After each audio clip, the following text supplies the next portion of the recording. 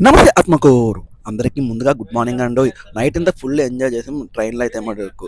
అందరూ కూడా ఉదయం లేగానే అందరూ ఒక దగ్గరికి వచ్చేసారు. కాఫీ టీ తాగేదానికి. మా సత్యం బావ అయితే మటుకు బిస్కెట్ తినేస్తున్నాడు. కాఫీ బిస్కెట్లు అంట. కాఫీ బదులు కాఫీ బిస్కెట్లు తినేసాను మా సత్యం బావ అయితే మటుకు. అందరూ కూడా కాఫీ టీ కోసం ఎదురు చూస్తూ ఉన్నారు. వచ్చేసాడు. తీసేసుకున్నాడు కాఫీ టీ అయితే అందరూ తాగేసాం. చిన్న అయితే మొహం లేసి కడుక్కుంటున్నాడు నీట్గా అయితే మటుకు. సంతూరు భాస్కర్ బ్రష్ తోముతూనే ఉన్నాడు బాగా తెల్లగా రావాలని చెప్పేసి.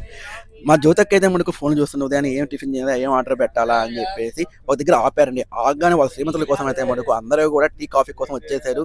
అందరూ కూడా ఎంత కష్టపడుతున్నారు.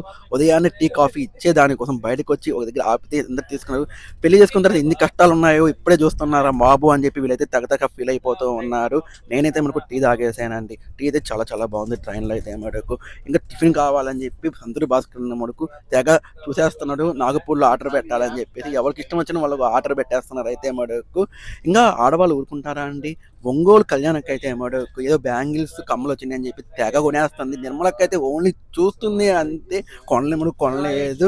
ఇంకా అందరూ కూడా వాళ్ళ కొన్నారని చెప్పి మేము కొనాలని చెప్పి తెగ ఆరాట పడిపోయి ఉదయాన్నే మార్నింగ్ వాడిని దుంపదుంచేసి దాదాపు 1000 రూపాయలు కొనేసారండి వీళ్ళందరూ కలిసి. వాడు ఫుల్ హ్యాపీ అయిపోయాడు అనమాట. ఇలాగ జరిగిందండి మార్నింగ్ అంతా ఇక్కడ.